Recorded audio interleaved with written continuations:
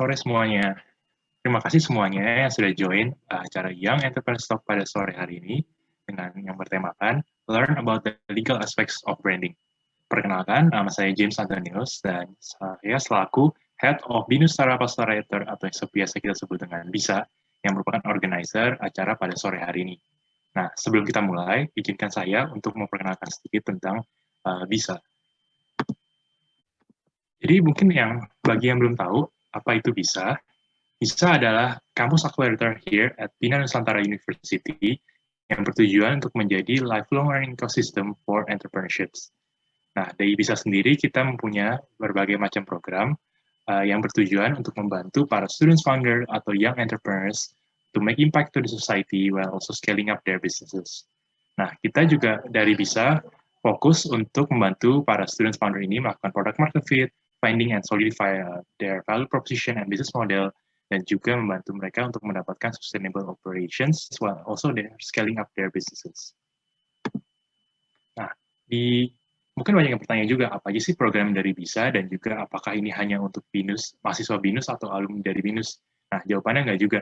Jadi BISA mempunyai berbagai macam program yang beberapa di antaranya juga terbuka untuk publik seperti yang Entrepreneurs Talk kepada sore hari ini. Nah, yang Entrepreneurs Talk kita adakan secara rutin yang merupakan yang biasa kita membahas topik-topik yang berhubungan dengan entrepreneurship, seperti topik legal pada sore hari ini. Nah, kita selain yang Entrepreneurs Talk, kita juga punya program yang bernama Bootcamp. Bootcamp adalah one month accelerator preparation program untuk accelerator itu sendiri. Nah, di Bootcamp, kita akan fokus untuk membantu para participants yang melakukan product market fit and also finding their business model. Lalu setelah lolos dari program Bootcamp sendiri, partisipannya bisa join program Accelerator yang merupakan 6-month Accelerator program yang kita fokus untuk membantu para partisipannya building their sustainable operations and also scaling up their businesses. Di program Accelerator sendiri, terdapat berbagai macam benefit. Para partisipan akan mendapatkan coaching, lalu mendapatkan mobile coworking space, dan juga bisa mendapatkan pre-seed funding. Khusus untuk program Accelerator dan Bootcamp, hanya terbuka untuk startups yang salah satu co-foundernya BINUSian yang merupakan mahasiswa BINUS atau alumni dari BINUS itu sendiri. Dan yang terakhir ada program namanya BINUS Virtual Pitch Up, di mana di program ini para partisipannya atau para startup dapat melakukan showcase terhadap produk atau service mereka kepada para investor, para corporate, dan juga para industry experts. Nah, selain ini adalah aktiviti-aktiviti yang kita sudah lakukan di tahun lalu. Lalu, selain Young Entrepreneurs Talk, kita juga melakukan Accelerator, di mana di dalamnya kita melakukan monthly meeting, lalu ada pitching practice, ada technical mentoring session, dan juga kita melakukan client visit ke pabrik atau ke company-company menemukan partner dari BINUS itu sendiri. Nah, ini adalah alumni-alumni dari BINUS Tara Accelerator itu sendiri. Jadi setelah kalian graduate dari program kita tidak meninggalkan kalian begitu saja. Tapi kita ada namanya 2 years monitoring program, di mana di dalam waktu dalam 2 tahun itu kita tetap membantu kalian dengan apapun yang kalian butuhkan. Nah, ini adalah ekosistem dari BINUS Tara Accelerator itu sendiri. Jadi ini adalah mentor-mentor yang support BINUS Tara Accelerator yang merupakan expert di bidang-bidang tertentu. Jika kalian ingin tahu lebih lanjut mengenai BINUS Tara Accelerator, kalian bisa follow di Instagram kita di BINUS Tara Accelerator. Kebetulan kita sekarang sedang buka rekrutmen, jadi kalian bisa langsung daftar di bit.ly/bisa2021, atau kalian bisa juga langsung scan QR code yang di sebelah kanan ini, atau kalian bisa email juga ke kita staras@binus.edu. Nah, pada sore hari ini, kita juga bekerja sama dengan Gretusa, yang merupakan online learning platform yang menyediakan lebih dari 1.000 video pembelajaran dengan berbagai macam topik, mulai dari bisnis, bahasa, engineering, IT, dan banyak lagi. Kalian bisa langsung ke websitenya Gretusa di www.gretusa.com setelah event ini. Selain itu, kita juga bekerja sama dengan kontrakmu.com yang merupakan salah satu narasumber kita pada sore hari ini.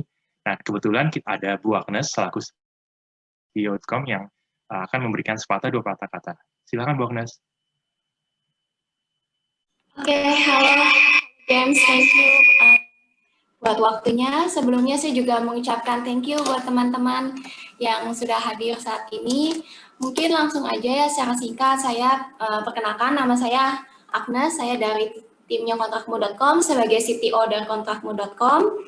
Mungkin singkatnya kalau apa sih tentang apa itu kontrakmu.com? Kalau misalnya dari kalimat kontrakmu.com kita tahu bahwa ini segala sesuatu yang berhubungan dengan template. Jadi kontrakmu.com ini hadir untuk membantu para startup, para entrepreneur muda, dan para masyarakat, para pengusaha. Kita memberikan satu template yang bisa dipakai ketika menjalankan atau merintis suatu bisnis. Nah, kenapa kita menyediakan menyediakan template kontrak? Karena kalau kita melakukan bisnis, seringkali kan kita suka aspek-aspek legalitas itu suka kita kesampingkan, menganggap itu kurang penting gitu kan. Nah sebaliknya justru aspek legalitas itu harusnya bukan menjadi beban gitu kan, tapi merupakan satu hal fondasi yang penting dan kerangka yang penting. Dan sekaligus dia juga membantu ketika kita memperhatikan aspek legalitas, itu membantu membantu melindungi hak-hak kita dan perkembangan usaha kita. Jadi ada baiknya jika kita sebelum memulai atau menjalankan bisnis, kita akan mempertimbangkan aspek-aspek legalitas supaya mengurangi terjadinya resiko-resiko kemungkinan terbaru yang akan terjadi di kemudian hari. Nah, salah satu yang paling mudah untuk kita lakukan dalam memperhatikan aspek legalitas adalah dengan memahami cara penggunaan kontrak. Karena itu, kita saat ini tim kontrakmu.com hadir untuk membantu para pengusaha bisa lebih siap lagi dalam menghadapi dunia bisnis dan untuk mengurangi resiko-resiko kemungkinan buruk yang akan terjadi di kemudian hari. Nah, dengan tujuan satu hal ini, kita mau menyediakan satu template bagi para pengusaha. Kami menyediakan satu template itu yang benar-benar memiliki kualitas. Kenapa? Karena kita udah menyediakan dalam kontrak template kita itu ada menyediakan quick tips. Quick tipsnya itu bukan sembarang quick tips yang ditulis oleh orang yang tidak mengerti legalitas, tapi kami memang memilih penulis-penulis khusus yang memiliki satu spesialis seperti tim lawyers kita udah spesialis paralegals dan legal specialist yang berkompeten dalam bidang ini gitu, sehingga membantu para pengusaha untuk menghindari resiko yang akan terjadi di kemudian hari. Kemudian kami juga mempertimbangkan bahwa ketika membuat kontrak biasanya itu memerlukan satu cost yang tinggi gitu kan. Tapi ternyata dengan kontrakmu.com kita membantu para pengusaha khususnya startup dan pengusaha muda untuk menyadari bahwa pembuatan kontrak saat ini tidak mahal gitu kan. Tidak harus mahal. Jadi kami punya satu visi untuk membantu pengusaha bisa meraih kemajuan bisnisnya secara full gitu kan. Ketika mereka sedang melakukan bisnis, ketika mereka sedang menyusun cost benefit plan, mereka tidak perlu lagi berpikiran bahwa untuk membuat kontrak menjadi satu beban biaya gitu. Tapi benar-benar kami akan membantu pengusaha untuk menyusun kontrak itu dalam harga yang sangat relatif terjangkau. Jadi harganya yang kami sediakan itu dimulai dari 150.000 dan dengan harga sekian 150.000 itu bisa didapatkan selama seumur hidup gitu kan. Sekali lagi, meskipun harganya sangat terjangkau, kami di sini berperan untuk menjadi partner bagi para pengusaha, sehingga kami tetap memperhatikan kualitasnya dengan cara bahwa kontrak template yang kami sediakan itu sudah mengikuti peraturan perundang-undangan yang berlaku di Indonesia. Selain itu, kami juga sudah bisa menyediakan template kami itu bisa disesuaikan dengan modal para pengusaha gitu. Jadi setiap bisnis itu bisa disesuaikan gitu. Template kami benar-benar bisa di-customize sesuai dengan bisnis para pengusaha tersebut. Nah, kemudian kami juga ketika kalian menggunakan template yang kami sediakan, yang kontrakmu.com sediakan, kalian akan bisa mendapatkan seperti saran-saran dan advice dari personal lawyer, sehingga melalui setiap quick tips pada klausa-klausa perjanjian. Jadi benar-benar kami berusaha untuk membuatnya begitu nyaman, begitu simple, bahkan untuk seumur hidup menjadi milik teman-teman. Nah, selain menyediakan template kontrak, kami juga menyediakan sarana penunjang lainnya, yaitu kalau misalkan bisa dilihat di dalam set ini ada layanan pendukung lainnya seperti kontrak drafting, kontrak review, pelatihan, training, pendampingan, legal consultation, pengurusan haki atau merek, dan legalitas pendirian usaha. Seperti yang telah saya sampaikan sebelumnya, bahwa kontrakmu.com itu bisa dipercaya, jadi tidak usah khawatir bahwa template yang didapatkan dari kontrakmu.com apakah benar-benar bisa dipakai atau enggak, tapi memang kami sudah yakinkan kualitasnya karena kami sudah mendapatkan dukungan dari beberapa pakar di bidang ini. Di antaranya kita bisa lihat di slide ini ada Profesor Hikmahanto Juwana sebagai guru besar hukum internasional di UI. Kemudian juga kami juga didukung oleh Pak Beni Sutrisno sebagai Wakil Ketua Umum Kamar Dagang dan Industri Kadin Indonesia bidang perdagangan. Kemudian kami juga didukung oleh Bapak Samuel Syaan sebagai eksekutif Director dari Eurochamp. Kemudian terakhirnya adalah Bapak William Eka sebagai Associate Director of Skyscar Capital. Jadi bagi para founders maupun yang baru mulai, kalian tidak perlu takut lagi untuk mengurus aspek legalitas, dan karena itu bukan hal yang rumit dan bukan menjadi suatu beban biaya, karena kami di sini kontrakmu.com hadir untuk mendukung kalian bagi kemajuan bisnis usaha kalian. Terima kasih atas waktunya. Terima kasih Bu Agnes. Mungkin saya serahkan kembali ke Bapak James. Ya. Terima kasih. Oke, tanpa berlama-lama lagi, saya serahkan kepada Pak Bambang Pratama yang akan menjadi moderator kita pada sore hari ini. Silakan Pak Bambang, the floor is yours. Baik, terima kasih ya Pak James, Bu Agnes, Mbak Elora, Mas Rajif, dan teman-teman dari BISA, juga para peserta. Saya ucapkan selamat datang di seminar tentang hukum legal aspect of branding ini ya. Jadi ini kebetulan ada dua narasumber yang sangat kompeten dan masih muda lagi, sehingga tentunya ini akan bisa digali pengalamannya seperti apa, kemudian baik dari sisi hukum maupun dari sisi bisnis. Nah, yang pertama ini saya perkenalkan dulu secara singkat saja. Yang pertama adalah Mas Rajif Dewangga, ini adalah founder dari Edukasi 4.0. Nah, kebetulan beliau juga memiliki pengalaman untuk teknis di bidang IT di BPR 2013 sampai 2014 dan di MNC 2014 dan sampai 2015.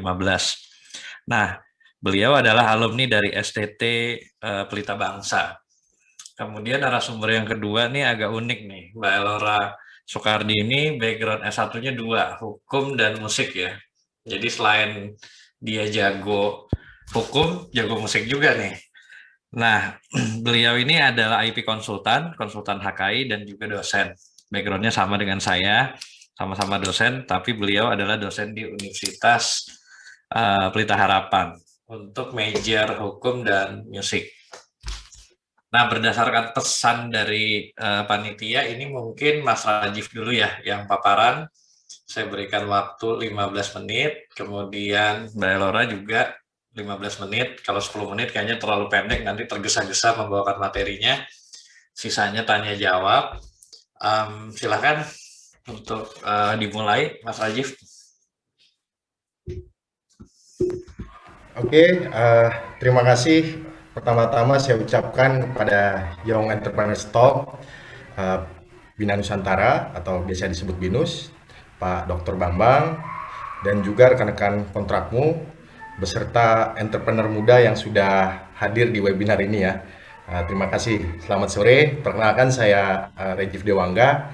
Sekarang saya sedang fokus sebagai CEO dan founder di Edukasi 4.0 serta menjabat juga sebagai sekretaris Forum Startup Lampung. Pada sore ini saya akan menyampaikan secara singkat mengenai memahami branding ya, supaya kawan-kawan juga tahu gitu sebelum memahami legalnya apa sih fungsi branding itu.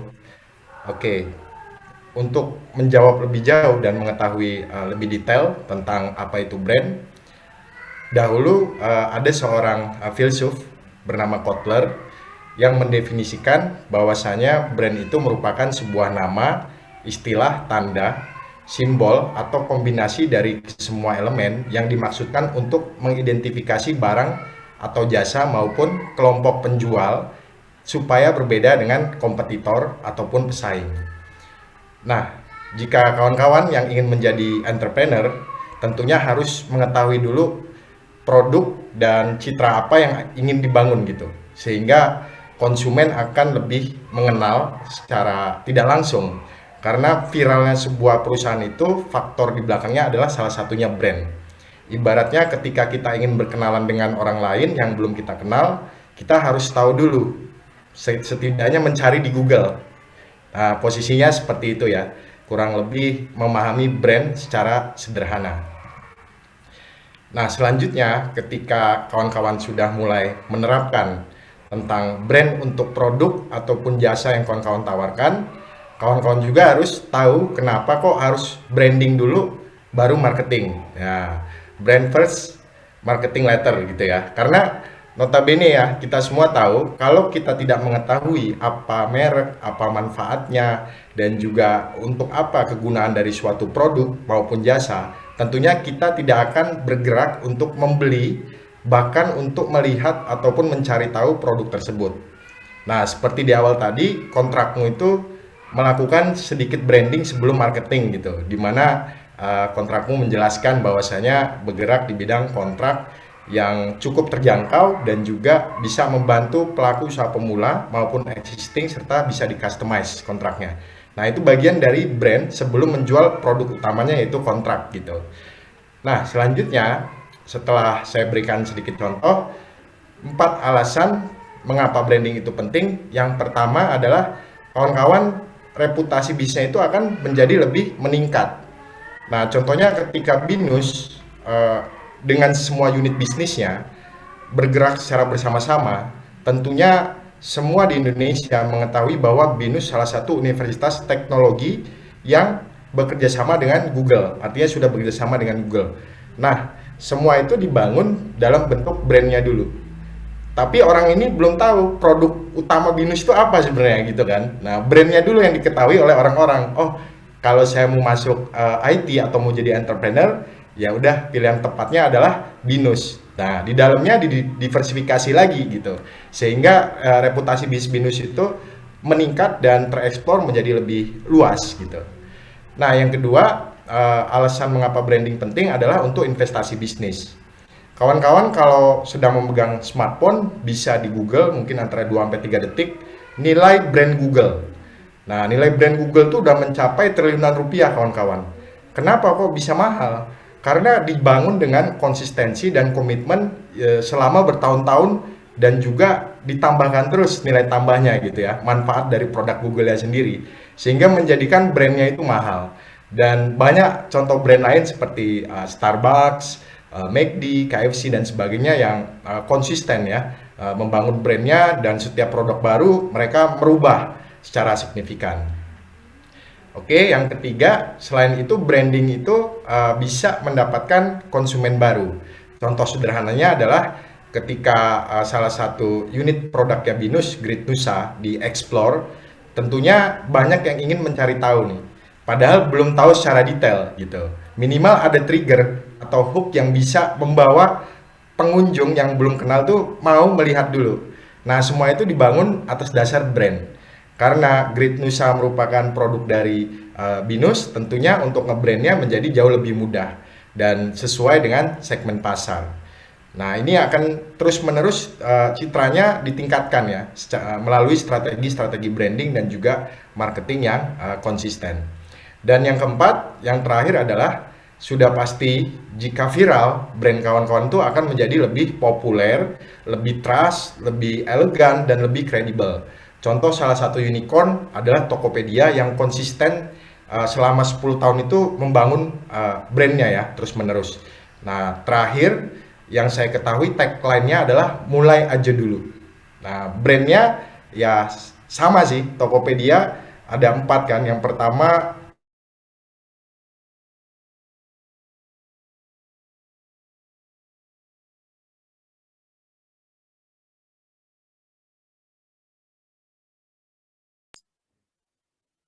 Halo, Mas Rajiv kayaknya terputus ini ya.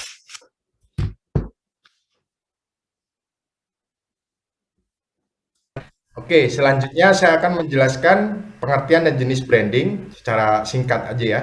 Nah, kalau untuk personal branding, kawan-kawan bisa bekerja sama dengan influencer ya.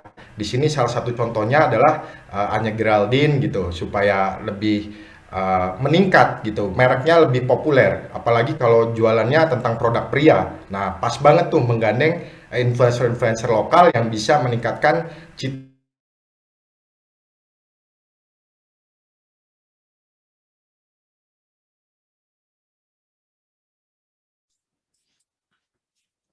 Mas Rajif kayaknya terputus lagi nih.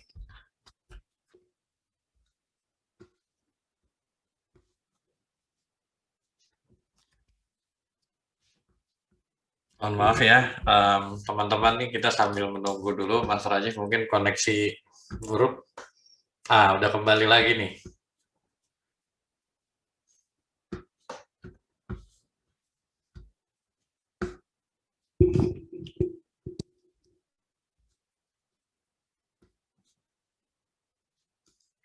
Mas Rajif ini suaranya masih di mute.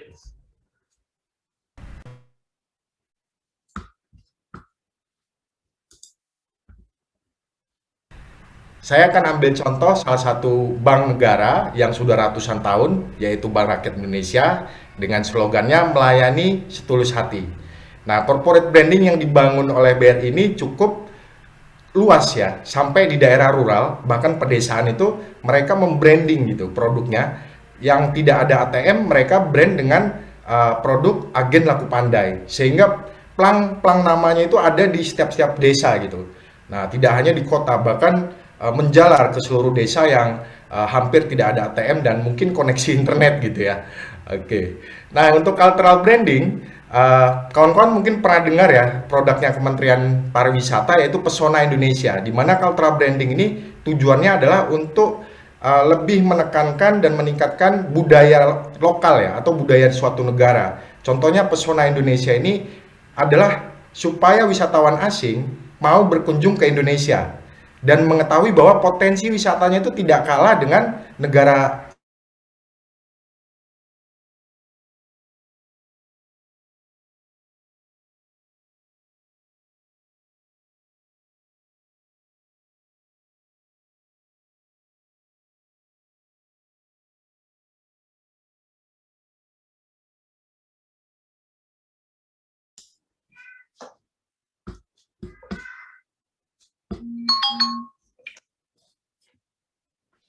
Saya ambil contoh di sini adalah Kopi Lampung. Nah, Kopi Lampung. Jadi kalau brand kita Kopi Lampung gitu atau merek produknya Kopi Lampung, orang pasti inget. Kalau mau ke Lampung, oleh-olehnya apa ya? Beli kopi gitu kan.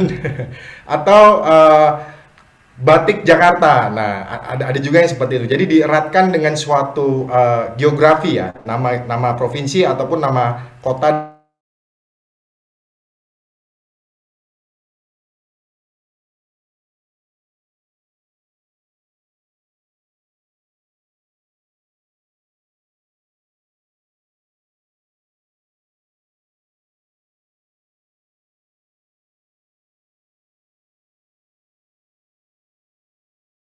Buat elemen brandingnya atau biasa disebut elemen kit gitu.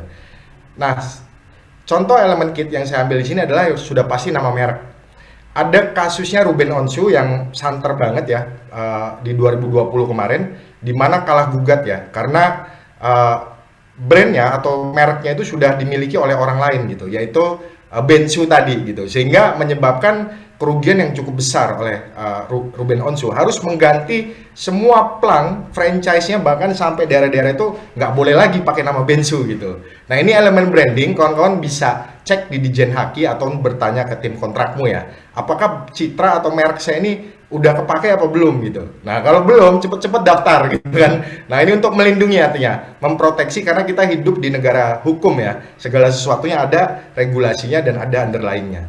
Yang kedua adalah positioning statement. Contohnya kebetulan salah satu rekan saya itu produksi kopi, namanya Beli Kopi, kawan-kawan. Nah, saya bilang ke beliau, namanya Florenza, Ibu Florenza, Ibu Flo harus punya positioning statement. Contoh, bagaimana bisa mendiversifikasi atau memiliki diferensiasi dengan produk kopi lainnya gitu. Nah, Ibu harus buat kemasan yang go green, Ibu. supaya tidak menambah limbah plastik ya di Indonesia gitu. Jadi positioning statementnya Beli Kopi adalah kalau mau berkontribusi untuk negara, beli kopi aja gitu. Karena Beli Kopi menggunakan kemasan yang go green, tidak menggunakan plastik. Itu positioning statement. Yang kedua, ada juga Apple. Nah, Apple ini think different. Nah, si Steve Jobs ini dari tahun ke tahun berupaya untuk mengkelaskan Apple ini punya kelas sendiri gitu. Ataupun Rolex ya, yang harganya ratusan juta sampai miliar gitu. Itu positioning statement yang tidak dimiliki oleh kompetitor lain gitu. Nah, itulah bentuk positioning statement. Atau kalau untuk jasa, saya ambil sampel edukasi 4.0 ya. Dimana edukasi 4.0 ini positioning statementnya apa? Siap usaha, siap kerja misalnya. Membantu milenial yang putus sekolah ataupun yang di rural area untuk benar-benar memiliki skill, siap usaha, dan juga siap kerja. Nah, itu positioning statement juga. Nah, yang ketiga adalah brand ambassador. Biasanya kawan-kawan juga paham kalau suatu brand atau merek itu sudah populer, dia punya jubir atau influencer yang dia endorse. Jadi setiap ada rilis produk, tugas juru bicara ini nih mengkampanyekan supaya produknya itu laris dan cepat populer. Nah, seperti itu. Yang keempat, visual style. Saya ambil contoh Indomaret sama Alfamart. Kalau kawan-kawan jalan-jalan kemana-mana aja gitu ya, dimanapun tempatnya, dari jauh tuh ngelihat plang, kalau nggak warna merah, itu warna biru, udah pasti tahu itu, wah itu pelangnya Indomaret gitu, atau Alfamart. Sehingga visual style-nya itu lebih bold dan elegan, dan akhirnya tertanam di benak konsumen.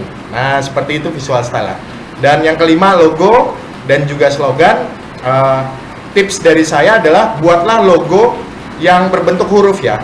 Nggak tahu ya, ini kalau bias boleh di skip, tapi kalau asumsi saya lebih suka logo itu berbentuk huruf, karena kalau dia abstrak bentuknya, butuh effort yang lebih besar ya, cost yang lebih besar untuk mempopulerkan logo kawan-kawan itu supaya mudah diingat. Nah, makanya saya lebih suka logo itu berbentuk huruf yang diukir-ukir lah gitu. Nah, selanjutnya tagline. Kalau tagline ini, kalau slogan ini berubah-ubah ya. Contohnya kayak tolak angin, orang pintar minum tolak angin. Nah, di produk keduanya ada produk baru lagi. Nah, slogannya akan berubah lagi gitu. Jadi tergantung produk, manfaat, dan target pasarnya gitu. Nah, terakhir website. Website ini yang paling penting. Jika semua elemen branding ini sudah kawan-kawan buat, kawan-kawan bisa menghimpun semua elemen ini ke dalam satu website dan mempromosikannya secara luas. Sehingga citranya itu lebih detail dan lebih dipahami oleh calon konsumen atau calon pengguna yang ingin membeli produk dan jasa kawan-kawan. Oke, ini terakhir. Penutupnya saya akan menyampaikan sebuah kisah sukses brand Rolex, which is kawan-kawan sudah tahu ya. Rolex ini suatu jam yang harganya tuh ratusan juta, bahkan ada yang miliaran. Kenapa miliaran? Karena limited edition kawan-kawan. Dan citra dari Rolex ini dibangun sudah lebih dari puluhan tahun, bahkan sudah mau ratusan tahun gitu.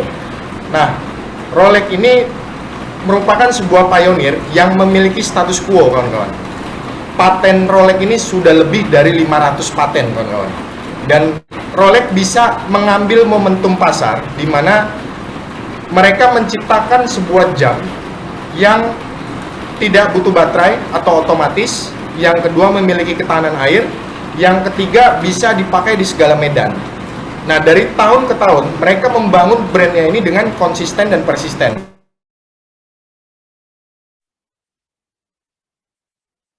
Masih di mute mungkin ya.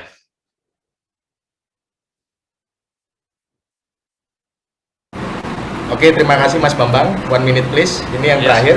Silakan. Nah, kawan-kawan bisa lihat di sebelah kanan ada brand positioning.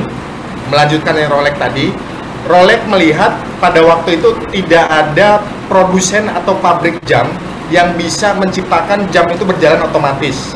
Sehingga diambillah oleh Rolex market gaps-nya ini dan ditambahkan unique selling proposition atau nilai tambah ya, value added. Di mana jam Rolex itu sudah pasti otomatis, elegan dipakai, dan juga memiliki nilai mewah. Dan sudah pasti otentik, 100% original, dan bisa dipakai di semua jenis medan. Nah, market share-nya Rolex ini akhirnya meluas gitu ya. Meluas dengan sendirinya karena berhasil menciptakan status quo sebagai pionir sebuah jam yang satu-satunya otomatis pada waktu itu dan bisa tahan di semua medan. Nah, ini tips terakhir dari saya dalam menciptakan sebuah winning product ya, dan brandnya itu bisa dikenal. Contoh kecilnya Edukasi 4.0 mengambil blue ocean market di rural, di Lampung dan daerah-daerah yang tertinggal, supaya masyarakat di sekitarnya, baik milenial dan juga UMKM itu bisa meningkatkan skill dan kompetensinya. Nah, market gaps itu yang dimanfaatkan untuk dibina secara terus-menerus, sehingga brand Edukasi 4.0 bisa melekat bahwasanya fokus kepada milenial dan UMKM di daerah rural atau di daerah desa, bukan di Jawa sentris. Oke, makasih. Mohon maaf bila ada kekurangan. Semoga bermanfaat untuk kawan-kawan semua. Saya kembalikan ke Mas Bambang. Baik, terima kasih Mas Rajif atas paparan tentang pentingnya brand, bagaimana membuatnya, positioning dan seterusnya. Dan sekarang adalah bagaimana melindunginya. Ini yang akan dipaparkan oleh Mbak Elora. Silakan, Mbak Elora. Ya baik, terima kasih Mas Bambang. Selamat sore Pak Rajif, rekan-rekan dari BINUS. Kontrakmu, Great Nusa dan teman-teman semua yang sudah hadir di sini ya. Semoga koneksi internet saya baik-baik aja ya. Karena memang kalau lagi online begini takutnya memang koneksi internet nih yang menjadi satu masalah. Kita jadi terputus. Nah, tadi sudah panjang lebarnya pemaparan dari Mas Rajif ya terkait tentang branding, pentingnya satu merek. Nah, sekarang saya diminta untuk memaparkan mengenai apa sih itu merek sesuai dengan undang-undang, lalu apa sih perbedaan dengan hak cipta. Mungkin ya kalau teman-teman sering dengar, apa sih itu copyright gitu kan. Yang terkenal nih biasanya mereka nih ya, merek, hak cipta, paten. Tapi kalau hak kekayaan intelektual sebenarnya banyak ya, ada desain industri juga, rahasia dagang juga, desain tata letak sirkuit terpadu juga. Tapi yang paling famous ini nih, bertiga nih, merek, hak cipta, paten. Ya, ngomongin soal paten, banyak ya yang suka bilang itu, Kak, mau dong saya patenin merek gitu kan. Mungkin Mas Bambang sering juga kali ya, Pak, saya mau dong patenin merek saya. Sebenarnya itu ternyata satu terminologi yang kurang tepat, karena merek dan paten tentunya itu dua hal yang berbeda. Nah, makanya saya coba memaparkan apa sih perbedaan dari mereka bertiga ini nih, yang famous di kalangan kita. Mungkin untuk next slide-nya, kita langsung ke merek dulu ya. Ya, diklik lagi. Oke, tadi pentingnya sebuah merek, saya tidak perlu menjelaskan lagi secara panjang lebar. Teman-teman tadi sudah mendengar banyak hal ya dari Pak Rajif ya terkait tentang merek. Itu branding itu sangat penting gitu untuk reputasi bisnis, untuk investasi, konsumen baru mengenal satu hal itu kita mengenal tuh mereknya dulu. Kalau kita ke supermarket, mungkin kalau kita lihat air mineral itu banyak mereknya A, B, C, D, E, F, D. Bayangin kalau nggak ada merek, ya. Terus saya ngomong, Mbak, saya mau beli air mineral, bentuknya tuh warnanya biru, botolnya ada ukirannya, ada ukiran gunungnya, kan itu jadi ribet banget. Padahal kita tinggal sebut aja, saya mau beli air mineral, mereknya adalah Aqua atau apapun ya, Nestle segala macam. Nggak perlu sampai digambar-gambarkan seperti itu. Nah, itu pentingnya merek ya. Adapun juga tadi Mas Rajif juga sempat bilang marketing ya, pemasaran. Ini untuk teman-teman yang entrepreneur itu pasti marketing sangat penting sekali. Nah, apa sih merek itu di dalam undang-undang? Kita bisa lihat di Undang-Undang Nomor 20 Tahun 2016 tentang merek dan indikasi geografis. Sebenarnya kalau kita bicara tentang merek dan indikasi geografis, Mas Bambang juga pasti tahu, itu bisa 2 SKS sendiri ya kalau di kelas ya. Karena panjang sekali, tapi saya berusaha mengemas ini dalam waktu 15 menit. Paling tidak teman-teman memahami sih apa itu merek dan perbedaannya dengan teman-teman yang lain. Kalau tadi Mas Rajif juga sempat katakan kopi Lampung ya tadi ya, itu adalah indikasi geografis tuh. Undang-undangnya sama, ada di Undang-Undang Merek dan Indikasi Geografis. Kenapa indikasi geografis? Karena dia berkaitan dengan reputasi dari satu produk dari satu daerah tertentu. Jadi kopi Lampung, kopi Toraja, apalagi ya kopi-kopi itu banyak ya dari daerah-daerah di Indonesia. Karena itu terpengaruh dari letak geografisnya dia. yang memiliki kualitasnya tentu berbeda dari yang mungkin geografisnya ada di atas, geografisnya ada di bawah. Tapi itu akan panjang banget terkait tentang indikasi geografis. Kita akan bicara tentang merek terlebih dahulu aja. Nanti teman-teman kalau mau nanya indikasi geografis mungkin nanti ya kita ada sesi sendiri ataupun secara private bisa ke saya. Nah, definisi merek di dalam pasal 1 Undang-Undang Merek itu dijelaskan bahwa tanda yang dapat ditampilkan secara grafis berupa gambar, logo, nama, kata, huruf, angka, susunan warna. Dalam bentuk apa? 2 dimensi atau 3 dimensi. Kalau yang kita tahu tadi Mas Rajif sempat bilang, sempat katakan bahwa ada gambar. Ya, kalau kita lihat merek-merek itu ada yang cuma gambar doang ya. Kayak tadi contohnya apa? Apple ya. Apple itu gambar doang ya, gambar apel doang gitu kan, apel digigit gitu kan. Itu adalah gambar. Ya, logo itu secara keseluruhannya, terus nama ada juga nama beberapa, dia tidak ada logonya, tidak ada gambarnya, tapi namanya saja, kata-kata, huruf, angka. Adapun tadi Mas Rajif juga sempat katakan susunan warna ya, ada warna-warnanya ya dalam bentuk 2 dimensi. Kalau yang kita lihat 2 dimensi sekarang di sekeliling kita, mungkin merek yang ada di virtual background kita, ini kan sebenarnya merek semua nih, Binus, kontrakmu.com itu sebenarnya merek. Ya, ini adalah bentuk 2 dimensi. Nah, 3 dimensi ini adalah merek yang terbaru yang diatur di dalam Undang-Undang Merek. Karena Undang-Undang Merek sebelumnya tidak mengatur terkait yang 3 dimensi, suara, hologram, atau kombinasi dari 2 atau lebih unsur tersebut. Nah, mungkin kalau baca definisi undang-undang akan bingung sekali. Tapi pada dasarnya terbagi antara 2. Yang seperti ini, kita di atas virtual background kita. Adapun juga yang terbaru, yaitu misalnya contoh suara ya. Kalau teman-teman suka makan es krim, Paddle Pop ya. Paddle Pop ini paling famous nih ya, merek suaranya ya. Kalian pasti sudah terngiang-ngiang suaranya. Nah, itu adalah merek suara. Apalagi banyak. Tadi Mas Rajif sempat sampaikan apa? Tokopedia. Tokopedia juga ada ya merek suaranya. Nah, ini salah satu perkembangan merek di undang-undang kita. Itu ada merek suara. Ya, di luar negeri ada juga merek suara. Ada pun juga aroma ya, wangi. Tapi di kita belum ada yang wangi dan aroma. Jadi kita baru ada penambahan di undang-undang yang baru di tahun 2016 itu adalah suara, hologram ya, ataupun 3 dimensi ya. 3 dimensi itu kalau teman-teman suka ke McD atau ke AW itu kan ada itunya ya, apanya itu ya, patungnya ya. AW itu yang beruangnya itu. Nah, itu disebutnya adalah merek non tradisional. Artinya adalah merek 3 dimensi.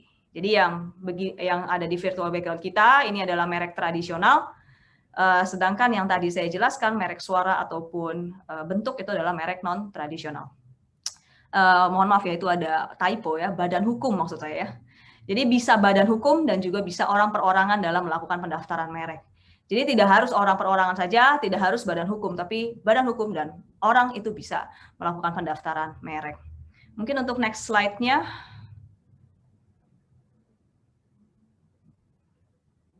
Oke, ini ada ketentuan dari undang-undang ya, kriteria merek yang tidak dapat didaftarkan. Jadi teman-teman nanti bisa explore sendiri undang-undang kita. Ya, jadi merek itu nggak sembarangan bisa langsung kita masukin aplikasi ke Dirjen Haki, langsung keterima kan gitu ya. Enggak, tapi ada pemeriksaannya. Dirjen Haki itu pasti nanti akan melakukan pemeriksaan. Pertama adalah pemeriksaan administratif, di mana teman-teman nanti siapkan berkas-berkasnya. Berkas-berkasnya juga teman-teman nanti bisa lihat di website DGIP. Di situ sebenarnya sudah lengkap sih informasi terkait tentang pendaftar merek, berkas-berkas yang perlu disiapkan. Sekarang sudah online ya, jadi digitalize dokumennya itu kita upload nanti. Nah, setelah pemeriksaan itu nanti akan ada dicek semuanya kelengkapan dokumennya. Setelah itu nanti akan ada pengumuman artinya nanti ada yang berkeberatan itu bisa. Bahwa ini ternyata mereknya kayak merek sama seperti saya punya gitu ya. Itu bisa melakukan keberatan saat dilakukan pengumuman oleh DJKI. Nah, setelah itu baru ada namanya pemeriksaan substantif. Nah, inilah pemeriksaan yang dilakukan oleh DJKI. Yang pasti sudah tidak dapat ya kalau didaftarkan itu bertentangan dengan ideologi negara, peraturan perundang-undangan, moralitas, agama, kesusilaan, dan ketertiban umum. Ya, lanjutnya adalah sama dengan berkaitan dengan atau hanya menyebut barang atau jasa yang dimohonkan pendaftarannya. Jadi kalau misalnya, jadi banyak ya yang tidak bisa didaftarkan. Biasanya kalau kita menggunakan kata contoh air untuk air itu biasanya bakal ditolak tuh. Ya, kita air mineral ya, kita bikin air mineral. Itu kan sebenarnya kan bahasa umum kita, air mineral, tapi kita melakukan pendaftaran air mineral untuk air mineral. Nah, itu biasanya tidak dapat. Ya, lanjut adalah memuat unsur yang dapat menyesatkan masyarakat tentang asal, kualitas, jenis, ukuran, macam, tujuan penggunaan barang dan atau jasa yang dimohonkan pendaftarannya atau merupakan nama varietas tanaman. Kalau varietas tanaman itu ada sendiri ya teman-teman ya. Varietas tanaman tuh dulu itu di hak kekayaan intelektual. Tapi sekarang sudah move ya, beda kementerian, varietas tanaman. Jadi nanti ini bakal panjang lagi kalau ngomongin varietas tanaman, kita skip aja ya untuk varietas tanaman ya. Tapi pada dasarnya kalau memuat unsur-unsur yang dapat menyesatkan masyarakat itu tentunya juga tidak boleh dan pasti akan ditolak pendaftarannya. Ya, lalu memuat keterangan yang tidak sesuai dengan kualitas, manfaat. Jadi ini lebih ke arah bohong-bohongin ya, mengelabui masyarakat. Itu nggak boleh. Kita harus menjual apa yang sesuai dengan branding kita, kualitasnya, dan apa yang kita brandingkan itu. Lalu tidak memiliki daya pembeda dan atau merupakan nama atau nama umum dan atau lambang milik umum. Nah, tidak memiliki daya pembeda ini sebenarnya sama merupakan nama umum. Kadang orang juga kesaru, tapi pada dasarnya memang sama sih. Pada dasarnya kayak ya, kalau misalnya tidak ada pembeda, apalagi tidak ada pembeda dengan merek orang lain, itu tidak bisa didaftarkan dong. Ya kan? Kalau misalnya tidak ada nama pembeda, misalnya Mas Bambang bikin merek ABC untuk jual sofa. Saya juga bikin merek ABC untuk jual kursi dan sofa. Lah, terus bedanya apa? Kan gitu saya penyebutan sama-sama ABC itu namanya menyesatkan masyarakat itu. Nah, sehingga itulah yang diperiksa oleh DJKI terkait tentang merek-merek teman-teman yang nanti didaftarkan. Jadi kalau sama dengan merek orang lain sudah terdaftar, maka tadi kasus yang diangkat sama Mas Rejif adalah bensu ya. Itu kan sebenarnya sama-sama bensu, sama-sama jual ayam lagi, ayam goreng lagi. Nggak ada bedanya tuh. Mungkin kalau yang satu ayam rebus, satu ayam goreng. Nah, itu pertanyaannya, boleh nggak didaftarkan? Ya, tapi ini sama-sama ayam goreng nih. Sama-sama ayam apa? Geprek ya. Didaftarkan dengan nama bensu. Nah, itu pasti ditolak. Nah, pertanyaannya mungkin nggak sih lolos? Ya, terkadang lolos sih lolos. Yang namanya manusia ya, Dirjen Haki ini kan pemeriksanya manusia. Pasti terkadang ada kesalahan, pasti terkadang. Yang namanya manusia pasti ada skip. Iya, makanya terkadang ada beberapa yang lolos, nanti terakhirnya digugat ke pengadilan. Ya kan? Karena mereknya ini ternyata kok sama gitu. Mungkin kita next dulu. Supaya bisa langsung lihat perbedaannya dengan coba slide selanjutnya saya apa ya? Ya, merek hak cipta dan paten. Nah, kalau kita bicara tentang hak cipta itu berbeda dengan merek. Satu hal yang paling signifikan perbedaannya adalah sistem pendaftarannya. Merek itu harus didaftarkan dulu baru dapat perlindungan.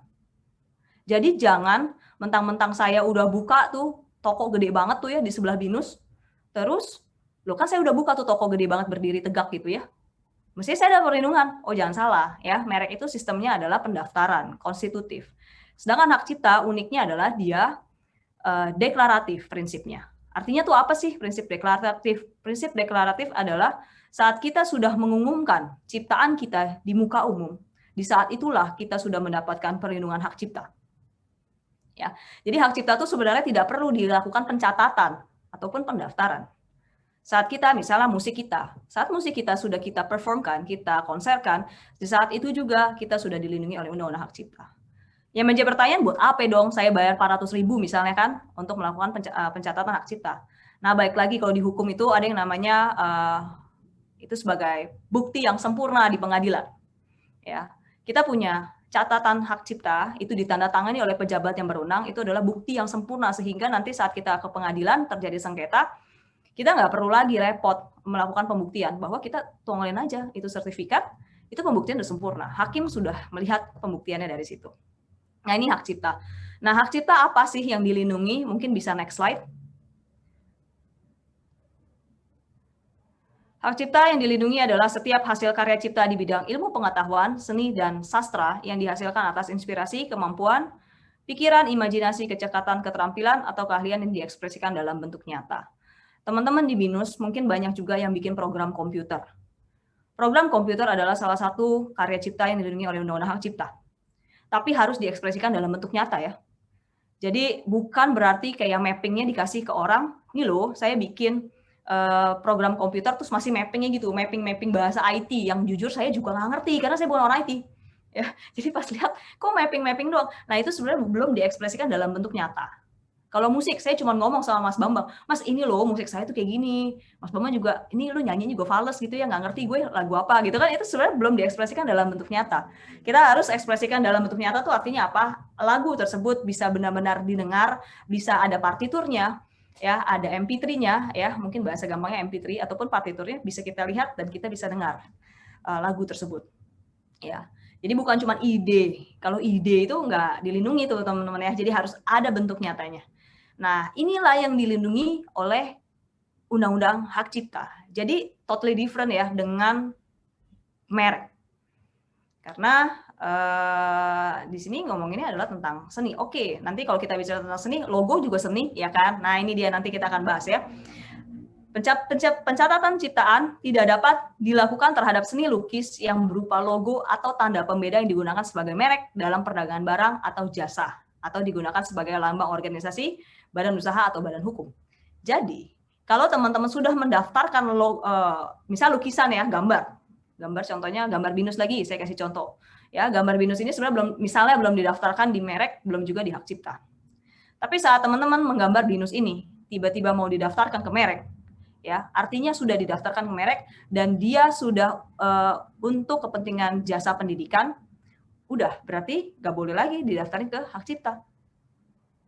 Karena lihat dari pasal 65 Undang-Undang Hak Cipta, ciptaan yang tidak dilakukan pencatatan ciptaan tidak dapat dilakukan terhadap seni lukis. Ya, ini kan sebenarnya kita bisa kategorikan sebagai seni ya, ataupun logo ya, gambar. Ya, udah didaftar di merek sudah tidak bisa lagi di hak cipta. Untuk selanjutnya saya mau lari ke paten. Nah, jangan ngomong patenin merek lagi ya, perlu diingat ya, jangan ngomongin patenin merek lagi ya. Karena what is paten? Paten itu adalah hak eksklusif yang diberikan oleh negara kepada inventor ya. Sebentar, saya ada telepon, saya matiin dulu. Atas hasil invensi di bidang teknologi untuk jangka waktu tertentu melaksanakan sendiri invensi tersebut. Nah, paten itu kalau teman-teman lihat teknologi, misalnya sekarang kita lagi seminar ya, di depan kita itu ada laptop. Laptop itu full, banyak banget perlindungan patennya. Dari mungkin trackpad-nya, ya. Lanjut lagi screen-nya, touch screen-nya kalau handphone. Perkembangan paten itu sangat pesat karena berhubungan dengan teknologi. Pasti di sini teman-teman ini pasti ada yang tiap tahun ganti handphone karena mengikuti perkembangan teknologi dari handphone tersebut. Itu paten. Jadi beda lagi dengan merek. Jadi kalau kita lihat smartphone kita, itu banyak aspek hak kekayaan intelektual di dalamnya. Mereknya ya merek ya. Kalau tadi teman-teman pakai Apple, oke, mereknya adalah Apple. Samsung itu mereknya. Nah, patennya apa? Patennya itu adalah touchscreen-nya misalnya. Lalu misalnya untuk unlock ya, untuk security lock-nya ya, itu juga termasuk paten. Udah berkembang tuh ya, dulu masih pakai ketik untuk buka unlock, sekarang udah bisa pakai fingerprint, bahkan sekarang sudah bisa pakai Face ID. Muka aja udah kelihatan. Jadi kalau misalnya handphone saya dibuka sama Mas Bambang nggak bisa karena mukanya beda. Ya kan? Nah, itu salah satu bentuk perkembangan paten di kehidupan kita. Jadi jangan sampai paten, merek, hak cipta itu tergabung karena mereka berdua memiliki karakteristik yang berbeda. Ini saya kasih contoh ya, gambarnya aja supaya teman-teman bisa tergambar itu bahwa hak merek itu adalah yang tadi sudah disebutkan sama Mas Rejif, sudah jelas merek itu apa. Sedangkan hak cipta tadi berkaitan dengan seni, ilmu pengetahuan dan sastra, dan sedangkan hak paten itu berkaitan dengan teknologi. Gitu ya. Jadi paten itu punya sendiri definisinya. Jadi bukan patenin merek, patenin musik, bukan patenin desain. Itu salah terminologinya. Oke, untuk selanjutnya. Selanjutnya itu adalah kita bicara tentang jangka waktu ya. Kalau merek itu adalah 10 tahun dan dia dapat diperpanjang. Jadi teman-teman saat melakukan pendaftaran merek ke Dirjen Haki, itu jangka waktunya saat diterima, granted ya, dapat sertifikat, itu akan dapat 10 tahun perlindungannya. Nah, tapi dia bisa diperpanjang. Karena kan yang namanya bisnis, kita berharap terus ya, continue ya, bisnis kan nggak mau lah kita cuma 5 tahun terus tutup, tapi kita mau bisnis itu continue. Sehingga nanti merek pun bisa dapat diperpanjang saat merek tersebut sudah mau habis masa berlakunya, yaitu dilakukan 6 bulan sebelum berakhir. Nah, sedangkan paten tadi yang berkaitan dengan teknologi, ini ada 2, paten itu paten sederhana dan paten biasa. Nah, kalau kita ngomongin paten lagi sama 2 SKS lagi. Ya, nanti apa itu paten sederhana dan paten biasa mungkin teman-teman bisa explore lagi ya, karena ini kita lagi ngomongin merek. Nah, paten itu ada 2, yang kalau paten sederhana biasanya 10 tahun, biasanya itu cuma produk biasa aja, sedangkan paten biasa, misalnya contoh obat-obatan, itu biasanya 20 tahun. Ya, untuk selanjutnya kita ke jangka waktunya hak cipta ya. Boleh next. Jangka waktu hak cipta. Ya, hak cipta ini agak unik, dia banyak sekali nih jangka waktunya. Ada yang 70 tahun, ada yang 50 tahun. Ya, teman-teman bisa cek di pasal 58 sampai 59 Undang-Undang Hak Cipta. Ada beberapa perlindungan hak cipta. Ini yang pertama atas ciptaan ya, buku, ceramah, lagu, drama, karya seni, karya arsitektur. Itu berlaku selama hidup pencipta. Jadi selama pencipta itu hidup, itu dilindungi. Nah, saat pencipta itu meninggal, tambah lagi 70 tahun. Nah, kalau seandainya sudah 70 tahun habis, artinya karya tersebut menjadi public domain. Artinya apa? Sudah tidak ada lagi hak ekonominya. Artinya kalau misalnya teman-teman mau pakai, tidak ada kewajiban untuk pembayaran royalti. Tapi perlu diingat ada hak moral. Artinya saat pencipta itu sudah meninggal, sudah menjadi public domain karyanya, bukan berarti teman-teman bisa mengganti nama penciptanya jadi kalian. Tapi ya nama penciptanya harus tetap penciptanya. Jadi nama pencipta itu harus diakuin sampai kapanpun. Ya, lanjut. Kalau misalnya dipegang badan hukum, itu berlaku selama 50 tahun sejak pertama kali dilakukan pengumuman. Jadi kalau dipegang oleh badan hukum, PT gitu ya, yayasan, itu berlaku 50 tahun sejak dilakukan pengumuman. Saat dia melakukan pengumuman di muka umum, orang tahu itu sudah terhitung masa berlaku hak ciptanya. Yang terakhir adalah ada yang karya fotografi, potret. Di sini teman-teman BINUS pasti sering ya masalah fotografi dan potret juga ada permasalahan ya. Potret dipakai untuk iklan, tiba-tiba gitu kan, padahal izin juga kagak. Nah, itu ada tuh sebenarnya ada perlindungan hak ciptanya ya, karya fotografi, potret, sinematografi, dan kawan-kawan itu, mungkin saya tidak terlalu baca banyak karena nanti untuk menghemat waktu, itu merupakan karya yang dilindungi selama 50 tahun sejak pertama kali dilakukan pengumuman. Jadi saat potret teman-teman itu naik, misalnya contoh baik ke majalah misalnya, ataupun masuk ke internet, itu hak ciptanya berlaku 50 tahun karena sudah dilakukan pengumuman. Nah, untuk selanjutnya kita langsung ke apa ini? Cara pendaftaran ya. Nah, kalau cara pendaftaran, kalau satu-satu saya jelasin secara teknis di internet mungkin lama ya, bisa 1 jam juga. Nah, 2 menit lagi ya. 2 menit lagi, oke, ya. Slide terakhir, Mas Bambang. Oke, teman-teman mungkin lama ya kalau mau saya jelaskan bagaimana secara teknis pendaftaran. Teman-teman langsung gampang aja mengunjungi website DJIP kita. Di situ sudah jelas bagaimana prosedur pendaftaran merek, karena pendaftaran merek sekarang sudah dilakukan secara online. Tidak perlu lagi repot-repot ngantri di kantor merek. Ya mungkin dulu saya, lalu juga Mas Bambang pasti pernah merasakan ya, bawa-bawa dokumen ke kantor merek untuk melakukan pendaftaran doang. Ya sekarang aman, semuanya sudah melalui website www.djip.go.id, sehingga teman-teman bisa cek di situ terkait dengan pendaftaran merek, pendaftaran pencatatan hak cipta. Ya, kalau paten mungkin agak sulit ya. Kalau paten rata-rata pasti harus menggunakan orang ahli ya, karena harus ada yang namanya drafting paten. Jadi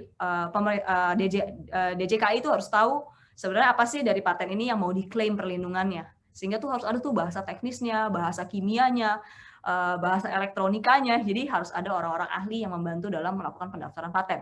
Tapi kalau untuk untuk merek dan hak cipta, teman-teman semua sekarang bisa langsung buka di kalian semua itu di website www.djip.go.id. Itu prosedurnya jelas, apapun yang harus kalian lakukan. Mas Bambang, thank you.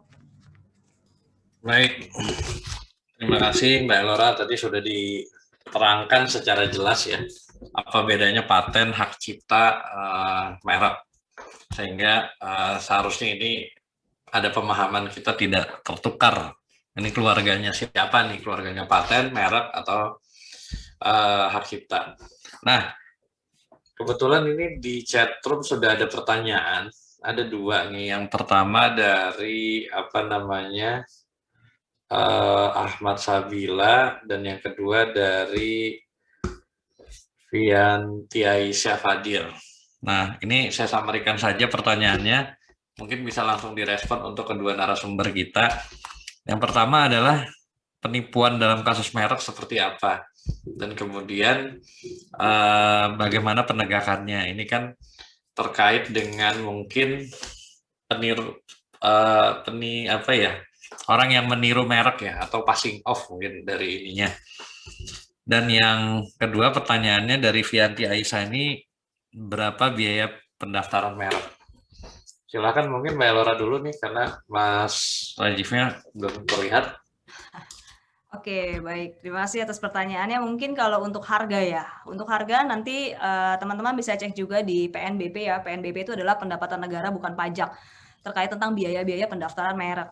Nah, untuk PNBP merek sendiri sekarang, teman-teman juga bisa lihat di DJIP ya, di situ juga ada biaya dan cara pembayaran PNBP merek. Untuk UMKM sama untuk umum tentunya mempunyai harga yang berbeda. Untuk UMKM secara elektronik per kelas itu 500.000, sedangkan umum itu 1,8 ya untuk pendaftaran merek. Nah, kalau UMKM tentunya jangan lupa harus disertakan sertifikat UMKM. Jadi jangan mengaku-ngaku saya UMKM. Karena saat pendaftaran merek itu ditanya UMKM atau tidak, buktinya dari mana, ya sertifikat UMKM tersebut harus dilampirkan bagi teman-teman yang UMKM. Harganya beda jauh memang, karena pemerintah mensupport banget ya UMKM sekarang ya. Kita lihat ya UMKM itu benar-benar dibangkitkan. Tadi saya kalau baca slide-nya Mas Rajif tuh UMKM naik kelas ya. Kalau nggak salah slide-nya ya. Jadi UMKM itu memang lagi dibangkitkan sekali. Jadi memang harganya tentunya ada penyesuaian dibanding kita yang umum yang bukan UMKM. Nah, pertanyaan kedua tadi apa? Oh, tentang pendomplengan ya, Mas Bambang ya, terkait passing off. Tadi Mas Bambang juga sempat katakan tentang passing off. Ya, pelanggaran merek itu sering banget passing off, itu artinya pendomplengkan, dia membonceng merek terkenal. Ya, merek terkenal tuh maksudnya apa? Terkadang kita tuh misalnya contoh mereknya Mas Bambang sebenarnya udah eksis nih. Ya, kadang saya suka mirip-miripin dengan mereknya Mas Bambang supaya orang lain tuh mengira merek saya itu mereknya Mas Bambang yang sudah eksis. Itu sering banget terjadi. Jadi itu bisa dikategorikan sebagai beritikat tidak baik ya. Dia melakukan pendomplengan, atau tadi bahasa kerennya dari Mas Bambang itu adalah passing off. Ya, melakukan pendomplengan itu sering banget terjadi. Ya, tapi apakah semuanya beritikat tidak baik? Ya belum tentu juga. Ada yang memang mungkin tidak sadar ternyata mereknya itu sama dengan merek lain. Ada yang kayak gitu ya. Tapi kalau seandainya merek terkenal, biasanya adalah pendomplengan itu sering terjadi banget itu. Namanya sama, ataupun desainnya hampir disama-samakan, ataupun bahkan sama persis dari tulisannya, logonya itu hampir mirip, sehingga orang tuh ngiranya tuh, oh ini kayaknya memang afiliasinya nih, atau kayak produk turunannya nih. Jadi orang tuh beli, padahal bukan. Kayak gitu mungkin salah satu contohnya kasusnya merek. Nah, kira-kira mungkin bisa kita balik nih ke Mas Rajif nih. Apakah, ya sebenarnya boleh-boleh aja ya dalam bisnis ketika kita meniru-niru mirip-mirip untuk terkenal merek kita. Nah, tapi kira-kira bagaimana ya kita mencari brand, logo, atau tagline atau apa yang bisa potensi populer lah setidaknya itu. Nah, kira-kira gimana responnya nih? Ya, thank you Mas Bambang, Mbak Elora dan semuanya. Saya mau cerita sedikit ya. Last year ya, kalau nggak salah sih di akhir tahun tuh ada kasus Grab Toko kalau nggak salah itu. Nah itu mendompleng ya, passing off itu dari Grab gitu kan, yang harganya pun cukup murah banget gitu di platformnya, ternyata itu fraud gitu. Wah ini karena mendompleng brand Grab tadi, dia ngambil promosinya, positioningnya cepet banget tuh, sampai berapa ratus juta kan gitu. Nah tips dari saya tuh sebenarnya adalah harus mengetahui dulu ya fungsi, manfaat, diferensiasi, who's the users, terus yang mana sih pasar yang mau digarap gitu. Jadi benar-benar dapat secara tebal brandnya gitu. Kenapa brand-brand internasional itu populer ya? Karena mereka memang fokus di one spot gitu. Kayak Zara ya benar-benar di fashion konsisten di situ kan gitu. Sehingga menjadikan brandnya itu secara waktu ke waktu semakin meningkat gitu citranya.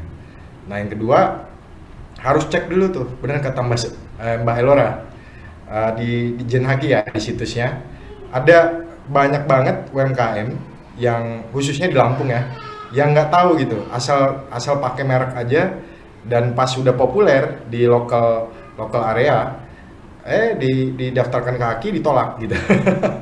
Kasihan gitu kan, mau nggak mau harus ganti brand ya, itu butuh waktu lagi, sama aja mulai dari nol lagi gitu kan. Nah jadi mengetahui dasar dari fungsi brand, produk yang dibuat, siapa target pasarnya, apa nilai tambahnya, competitive advantage-nya, dan juga yang terakhir mengecek apakah merek tersebut sudah terdaftar atau belum. Nah, mungkin itu Mas Bambang. Nah ini mungkin menambahkan juga nih, kira-kira ini ada pertanyaan juga, saat yang tepat ini dari Raisa ini kapan nih? Apakah pada saat inkubasi, apa nunggu terkenal baru didaftarkan? Kalau kata Mbak Elora pasti daftarkan segera kalau kata orang hukum. Nah, tapi dari perspektif bisnis, kira-kira saat yang tepat mendaftarkan merek kapan? Sebenarnya dari perspektif bisnis tuh as soon as possible gitu. Walaupun problemnya adalah budgetnya belum ada gitu kan. Kayak contoh di Edukasi 4.0 sendiri kan sudah punya planning gitu kan. Oh, saya menyisihkan seenggaknya 200.000 sebulan. Karena setahu saya harga untuk mendaftarkan brand itu yang paling basic aja 3-4 juta. Ya setahu saya sempat tanya sedikit gitu. Nah untuk sampai ke harga segitu ngumpulinnya gimana gitu kan. Jadi jangan nunggu ada duit dulu, tapi mulai aja dulu gitu. Mulai nabung pelan-pelan gitu kan, difokuskan. Karena itu akan menambah gairah juga. Gairah untuk menumbuhkan usaha kawan-kawan. Kadang-kadang masalah klasiknya adalah determinasi entrepreneur muda ini tinggi memang, tapi begitu jatuh jebret udah nggak dijalanin lagi tuh, nggak konsisten gitu kan.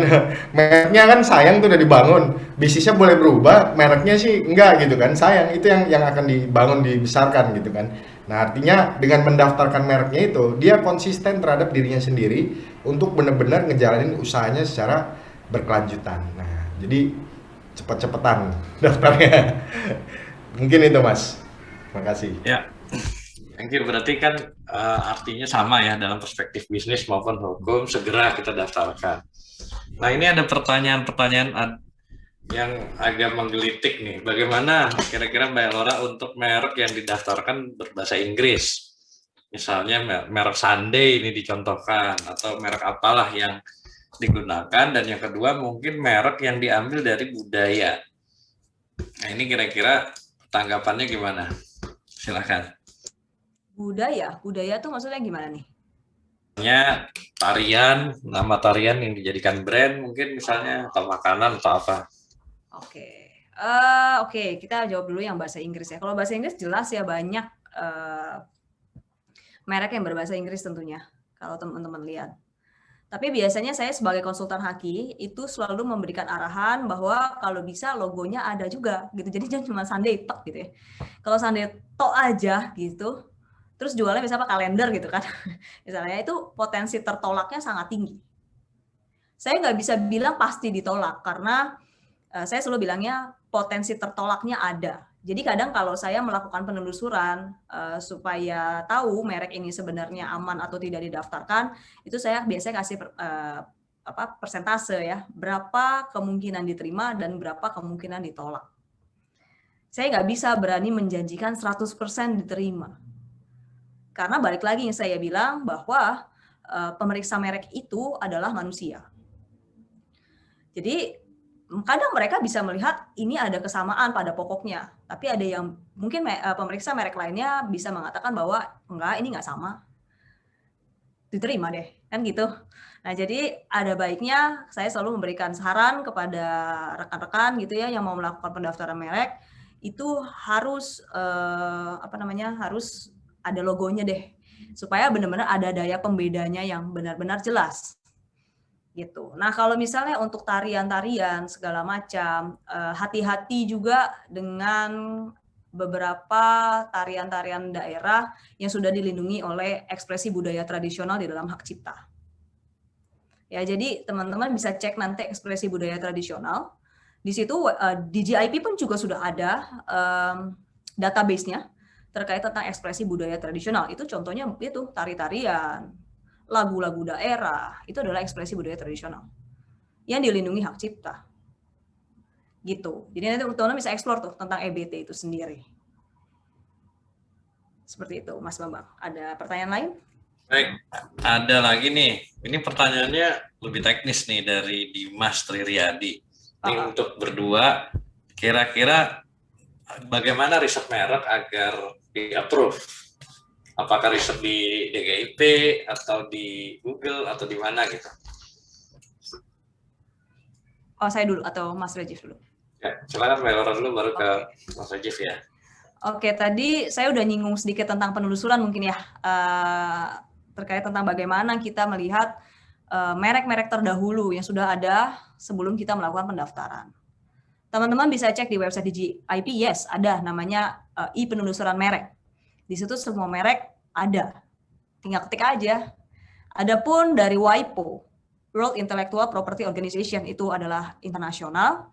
Teman-teman bisa juga ngecek di situ, bahkan WIPO itu udah bagus banget. WIPO itu bisa masukin logo. Jadi kalau kita cipta gambar logo nih, logo kita nih misalnya yang kita mau jadikan pendaftaran merek, kita bisa masukin ke websitenya WIPO.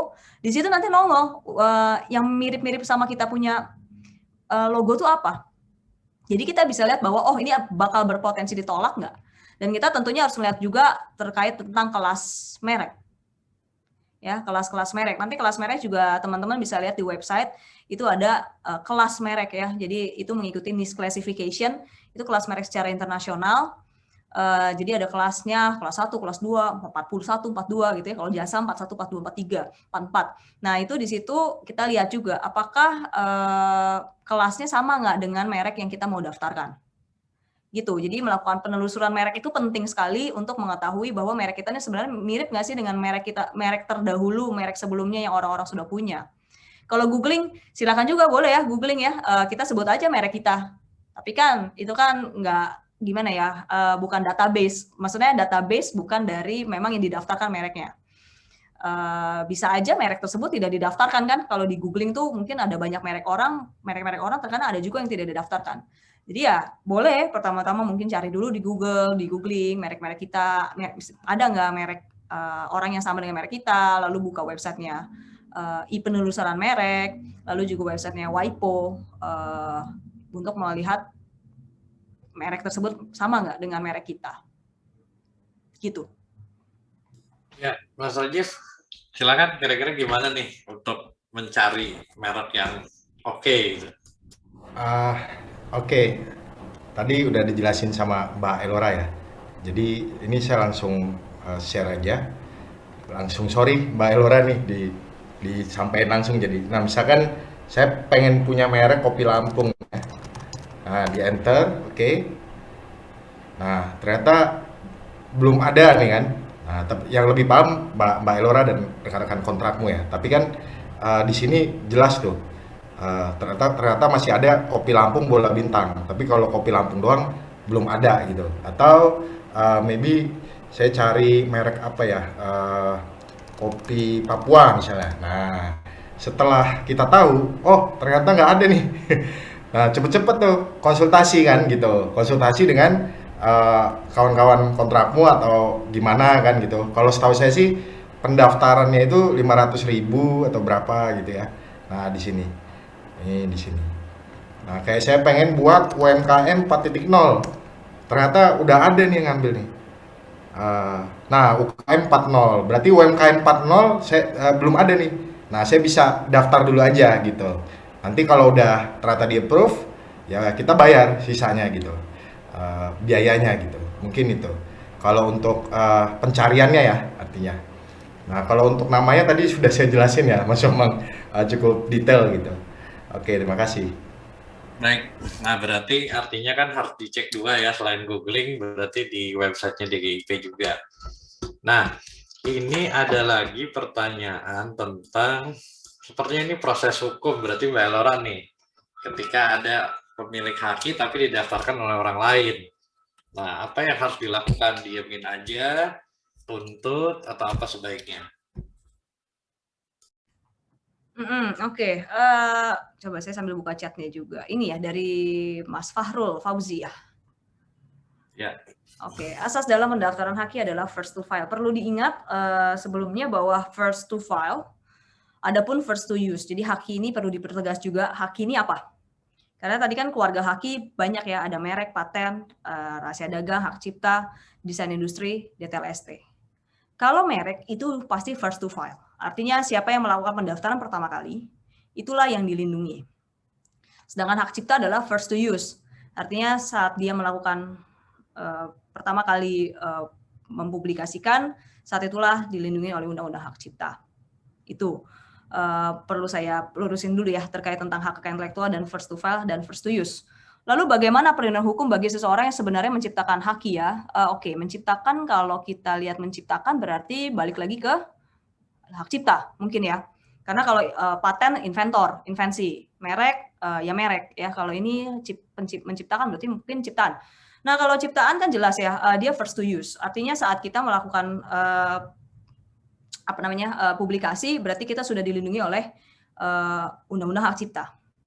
Tentunya ya saat melakukan pembuktian jelas kita bisa melampirkan saat kita pertama kali publikasi. Saat pertama kali kita menciptakan lagu tersebut ataupun karya cipta itu kita buktikan semua untuk sebagai pembuktian kita bahwa ini loh, kita lah pencipta yang pertama kali melakukan pengumuman ataupun ciptaan. Itu. Nah, kalau misalnya yang lain, paten ya, paten itu ada yang namanya inventor terdahulu ya, inventor terdahulu, penemu terdahulu. Jadi Dirjen Haki itu ada memfasilitasi bagi inventor yang ternyata itu sebelumnya tuh ternyata ada yang melakukan invensi itu, tapi dia nggak melakukan pendaftaran paten. Nah, jadi itu ada invensi terdahulu. Jadi tapi yang berhak untuk mengeksploitasi tentunya yang melakukan pendaftaran ya, yang invensi terdahulunya enggak. Nah, tapi kalau merek jelas nggak ada. Kalau merek udah pasti konstitutif, dia adalah first to file. Siapa yang pertama kali melakukan pendaftaran merek, disitulah dia dilindungi.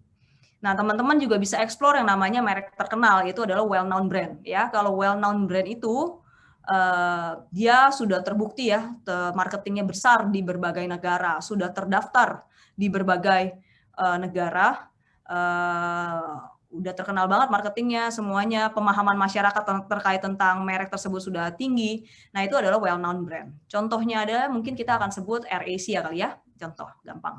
AirAsia itu adalah well-known brand. Mungkin dia bisa aja dia tidak melakukan pendaftaran di Indonesia. Tapi karena dia well-known brand, sudah banyak negara yang tahu reputasinya, sudah tahu marketingnya sudah besar-besaran, gencar-gencaran. AirAsia itu sebenarnya layak dilindungi walaupun dia tidak daftarkan di Indonesia. Jadi teman-teman kalau mau buat misalnya beda kelas, AirAsia kan penerbangan. Tapi teman-teman mau bikin terasi mereknya AirAsia, ya itu nggak boleh juga. Walaupun beda kelas karena dia well-known brand. Nah, jadi itulah klasifikasi merek. Jadi hati-hati dengan merek, benar-benar merek terkenal sama merek yang eksis keberadaannya. Ya, itu berbeda treatmentnya, perlakuannya. Mungkin itu yang bisa saya bantu jawab.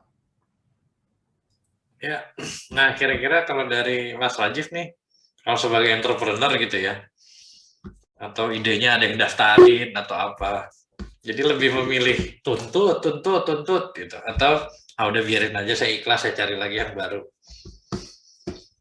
Kira-kira gimana komentar? Ya, makasih Mas Bambang. Kalau saya sih harus dituntut ya, karena itu bukan hal yang mudah ya. Artinya dari awal kita sudah tahu sebuah membangun brand itu susah, butuh waktu, biayanya nggak sedikit, energinya apalagi gitu.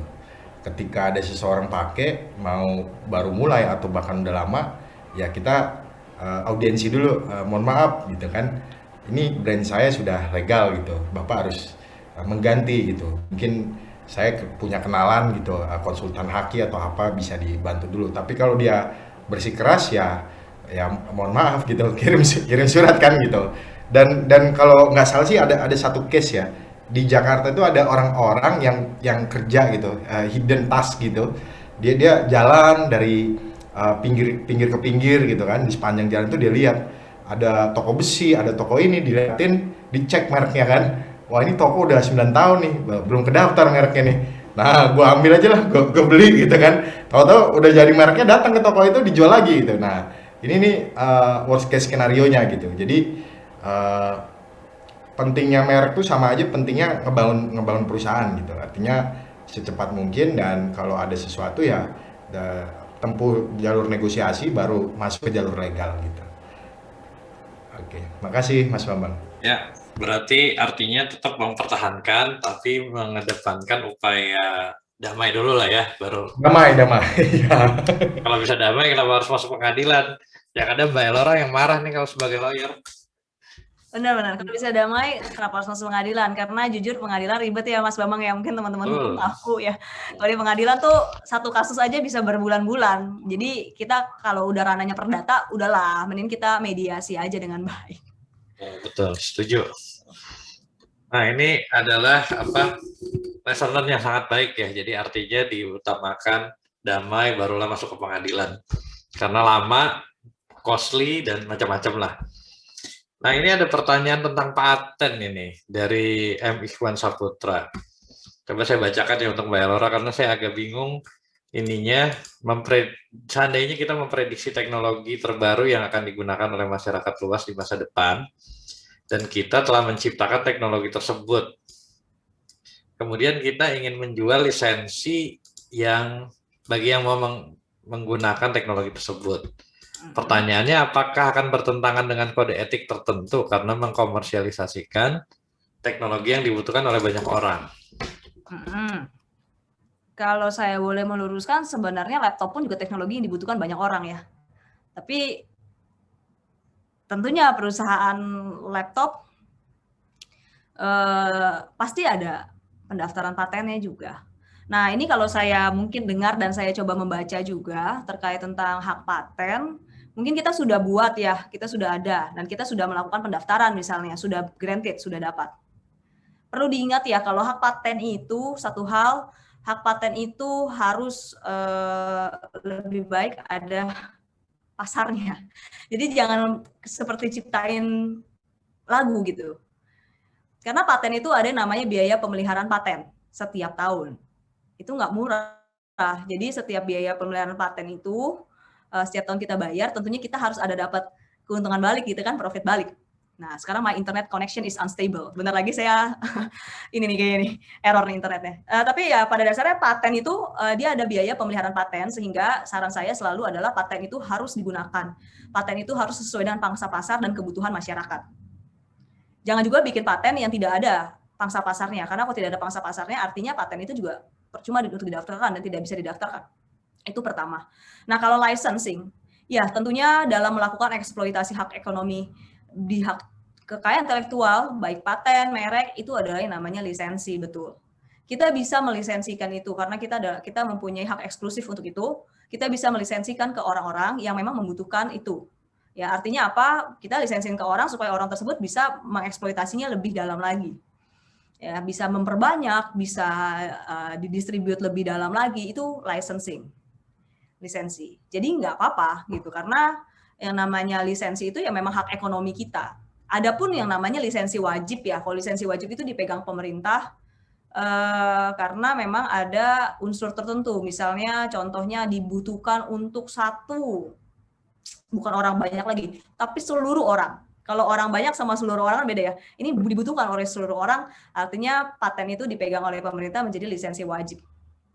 Gitu. Nah, tapi kalau yang saya lihat dari pertanyaan ini adalah sebenarnya ya paten biasa aja kan gitu ya. Boleh nggak dilisensikan? Ya tentu boleh, karena itu adalah hak ekonomi kita yang kita berhak untuk kita lisensikan. Kalau di hak cipta itu ada yang namanya jual putus. Kita menjual karya cipta kita, jual putus. Seperti itu. Ya, terima kasih Mbak Elora ini satu lagi karena sangat cukup, jadi pertanyaannya saya kasih ke Mbak Elora lagi ya, Mas Rajif ya.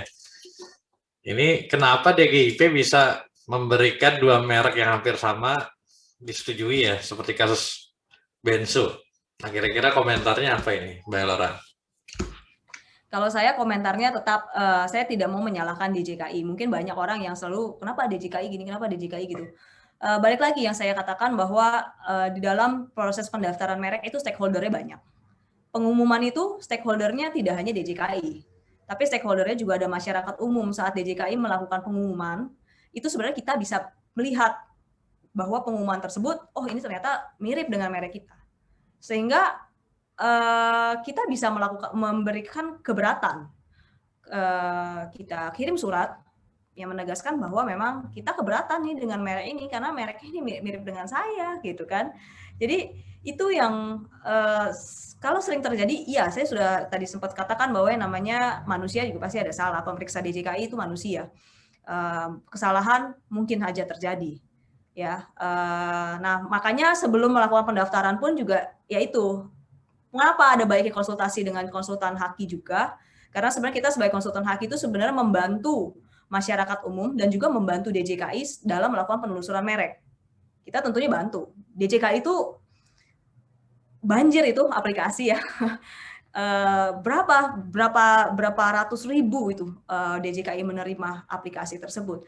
Sehingga mungkin kesalahan pasti akan ada. Nah, makanya adanya konsultan Haki juga yang akan membantu dalam melakukan penelusuran merek yang tadi Mas Rajif sudah sampaikan ya. Mas Rajif tadi udah kasih tuh, udah share screen.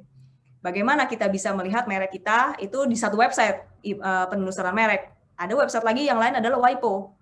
Ya, kita bisa lihat dari situ, kita bisa benar-benar analisis terkait tentang itu. Nah, itulah fungsinya dari konsultan Haki sebenarnya sebelum melakukan pendaftaran merek. Itu mungkin tanggapan dari saya ya terkait kasusnya ini. Baik, terima kasih. Ini waktunya tinggal 4 menit lagi. Mungkin ada closing statement ya dari Mas Rajif dan Mbak Elora.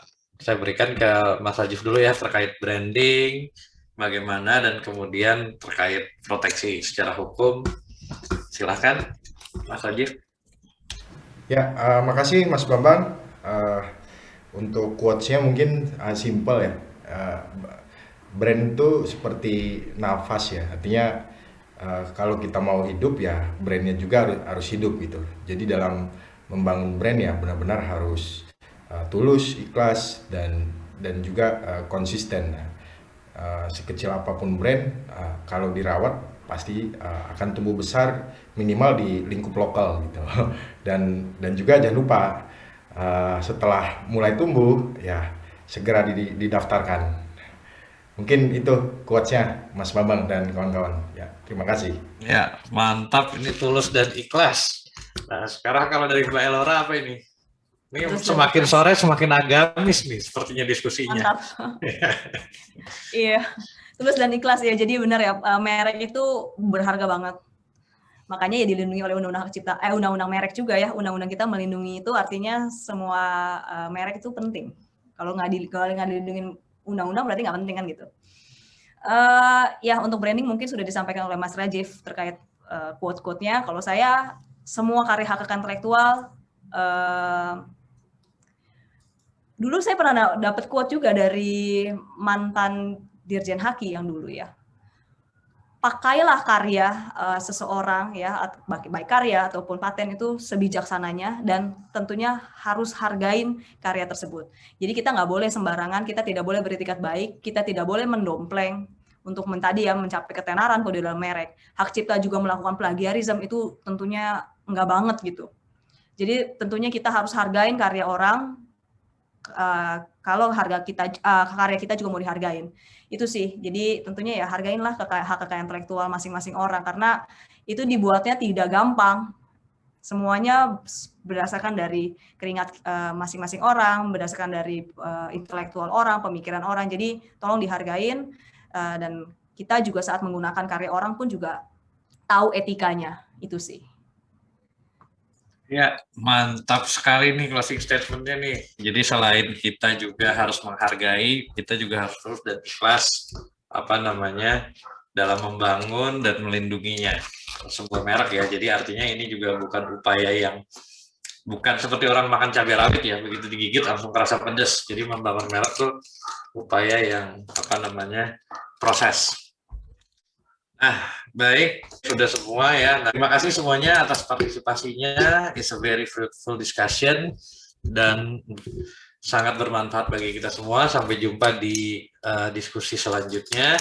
Terima kasih juga untuk para para narasumber, Mbak Elora dan Mas Rajif ya atas kesempatannya, juga dari kontrakku. Baik, billahi taufiq wal hidayah. Assalamualaikum warahmatullahi wabarakatuh.